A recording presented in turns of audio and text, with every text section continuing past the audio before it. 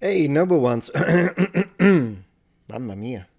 Overcomplicate time. So this time I wanted to check out this video of his. I just noticed that one of his earliest videos was the one about the Austrian painter, and I'm actually curious to see how he simplified that. I mean, the video got 44 million views. Now, I do understand that if anything doesn't feel as well made, is because, of course, it's 7 years ago. But who knows? Maybe it's still excellently made. I'm just too curious. I need to see. Gosh, whenever you see a picture of Hitler, but with this, as a child, it's insane to think what this would end up becoming. Like, what the heck went wrong? Look at this baby. So gentle. So innocent. You'd think this child would grow up to become a good man. An honest man. Well, think again.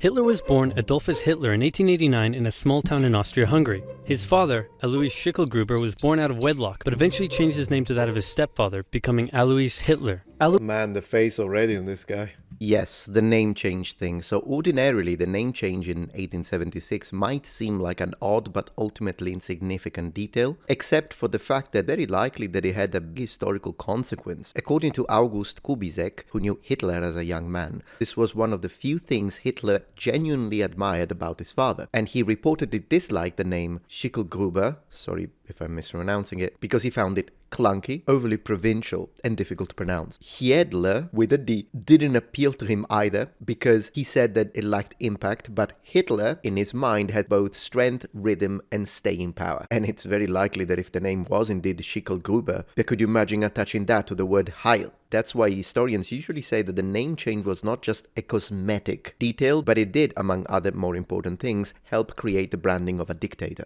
Alois was a mid-level Austrian customs officer, not really rolling in cash, but certainly rolling in women.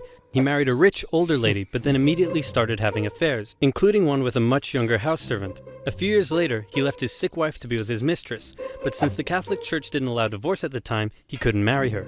So he waited for his old wife to die and had a child in the meantime. Then his wife died, so he married his mistress and had another child, but then his new wife got sick, so he employed his much younger cousin Clara to take care of her. Then when his new wife died, he immediately got Clara, his cousin, pregnant, and then married her. In that order, you rock star. Clara and Alois had 3 children together, who all tragically died while in infancy. So when the 4th child, Adolf, came along, Clara spoiled him rotten. The Hitlers had 2 more kids, and the family moved around a few times, meaning Adolf had to attend 5 different elementary schools. Adolf's father was strict, quick to anger, and took most of it out on the eldest son, until he had enough and ran away at the age of 14, leaving 7-year-old Adolf to do most of the chores and get berated by his father. They often do start with horrible parents, does it? There is actually quite a lot of discussion when it comes to the analysis of Hitler's father. Of course, he was authoritarian, and we do know that Hitler resented him, not only because he was clearly overbearing, as Oversimplified is correctly stating here, but because I guess he also failed to acknowledge his supposed genius, among other things. Scholars such as Fromm believe that this destructive core within Hitler's personality was shaped by deep narcissism and emotional detachment that occurred as a result, among other things, of traumatic experiences connected to his father. Though it was a difficult relationship with his dad, while he was super attached to his mother, who worried over him and his health excessively. Hitler did well in school at first. His grades were good and his teachers praised him. He was popular with the other kids and enjoyed gathering them together to play war games. He also loved reading, and particularly liked stories about cowboys. Why guys take over everything? And Indians. As he grew older though, he started to get into trouble. He was caught smoking once, organized a raid on a local orchard, tormented his pro-Austria religion teacher with symbolic gestures, displaying his allegiance to the idea of united Germanic people under a greater German state in defiance of Habsburg Austria. You know, the usual. All of this enraged Adolf's father, who punished him severely. The area of Austria-Hungary that Hitler lived in was once part of the German Confederation, and many of the people who lived there considered themselves to be German. Adolf tended to just go against whatever his father said, and since his father was an Austrian public official, Hitler got big into German nationalism. Right. This enraged Adolf's father, who punished him severely. Around this time, a family tragedy struck. His 6-year-old brother, whom he loved a lot, died of measles when Adolf was 10, and was buried in the cemetery just across from their home. Around this time, neighbors reported a change in the young boy. Strange behaviors such as talking to trees and staying up late staring at the stars from the cemetery walls. He lost interest in religion, and his school grades started to decline. which enraged his father, who punished him severely. So when it comes to Hitler's psyche, the situation is actually quite deep and very complex in the sense that normally whenever we think about him, we just brush it off as saying, oh, he was evil. But the reality is that people and several professionals and academics have tried to retroactively analyze Hitler's mental conditions. And I'm even considering making a dedicated video to it. If that's something that would interest you, do let me know in the comments and I'll make it. But when it comes to this posthumous assessment of his psychopathology, the situation is as intricate as it gets. Psychological instability, possibly paranoid schizophrenia. And even though retrospective diagnoses are not perfect and they do have problems they need to overcome, some of which are obvious, lack of direct access to the man who is already dead, it is clear that whatever deep pathology he had, it was amplified by personal trauma, as explained by Oversimplified. Hey noble ones, I noticed that quite a few of you watching my videos are not actually subscribed, so it would be so good and I would really appreciate it if you could click the subscribe button right now, as it really helps the channel and the production. Thank you so much. It also didn't help that he had just entered high school and the cool city boys treated him like a rural peasant. He had to repeat a grade and had little interest in most school subjects, instead spending his time reading and drawing, which he was quite good at.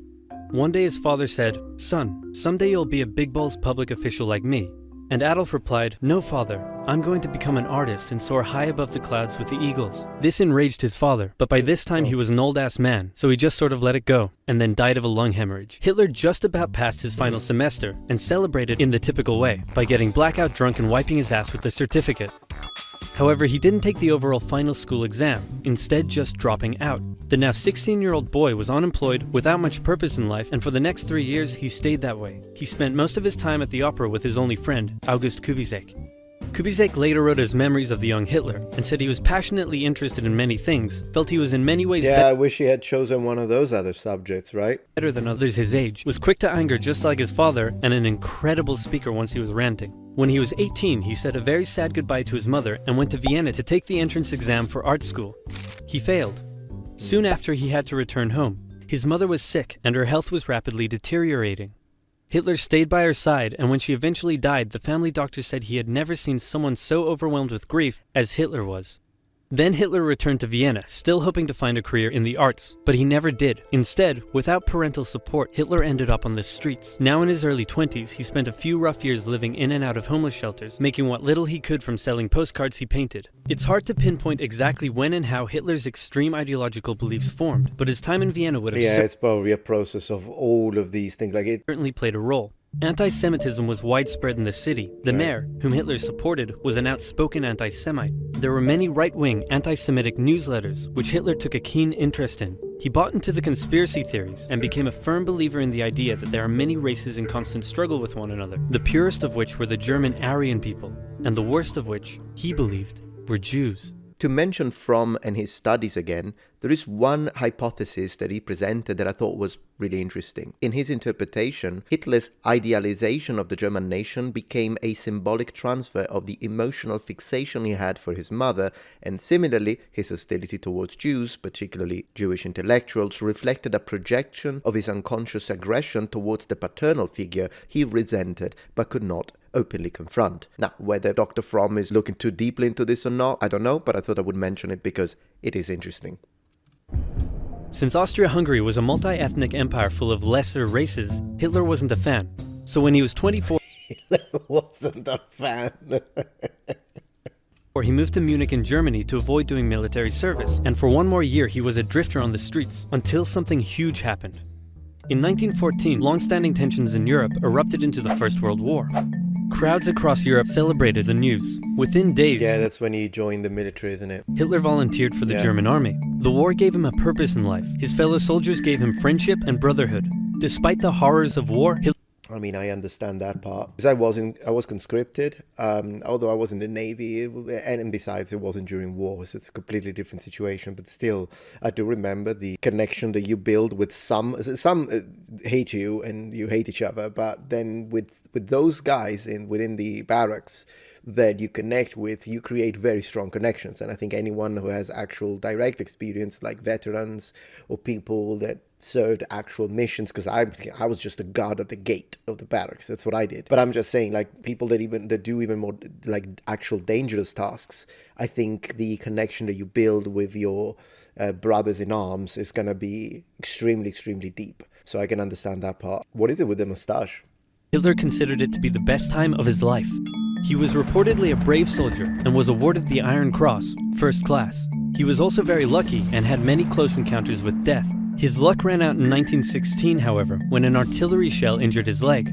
He went back to Germany to recover and was outraged to find a general apathetic anti-war attitude among the exhausted and hungry German populace. With the war turning against Germany, he returned to the front lines, but was temporarily blinded by a British gas attack in 1918. A month later, still recovering in hospital, Hitler learned of Germany's defeat and surrender. Of course, this is oversimplified, so clearly he just mentioned the gas thing on passing, but it is very important, so I do want to add a little bit on that. According to Langer, this was a formative moment in Hitler's mental unraveling. So what we're talking about occurred in 1918 at the end of World War I, when he was hospitalized in Pacewalk after a mustard gas attack. In Mein Kampf, Hitler described this period as a moment of blinding pain followed by spiritual awakening. He claimed to have experienced a profound emotional and ideological revelation after hearing that Germany would surrender, declaring that his personal sufferings was eclipsed by the humiliation of the nation. So definitely by this point the nationalism had reached maybe not a peak but very high levels. And it is from this point forward, he wrote,